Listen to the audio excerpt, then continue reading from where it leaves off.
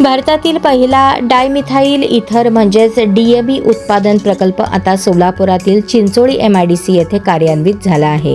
Balaji amines या कंपनीने 20 मे 2026 पासून व्यावसायिक उत्पादनाला सुरुवात केली आहे. DME हे LPG मध्ये मिश्रण करून वापरता येणारे स्वच्छ आणि पर्यायी इंधन मानले जाते. यामुळे भारताची LPG आयात कमी होऊन परकीय चलनाची मोठी बचत होणार असल्याचे कंपनीचे व्यवस्थापकीय संचालक D राम रेड्डी यांनी सांगितले.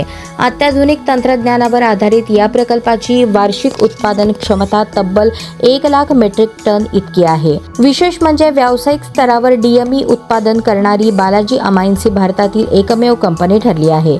याशिवाय कंपनी आता EV बॅटरी केमिकल्स क्षेत्रातही मोठा विस्तार करत असून डायमिथाईल कार्बोनेट आणि NMP सारख्या इलेक्ट्रॉनिक ग्रेड रसायनांच्या उत्पादनातही आघाडीवर आहे. सोलापूरच्या औद्योगिक क्षेत्रासाठी हा प्रकल्प एक मोठा टप्पा मानला जात असून रोजगार आणि उद्योग वाढीला नवी चालना मिळण्याची अपेक्षा व्यक्त केली जात आहे.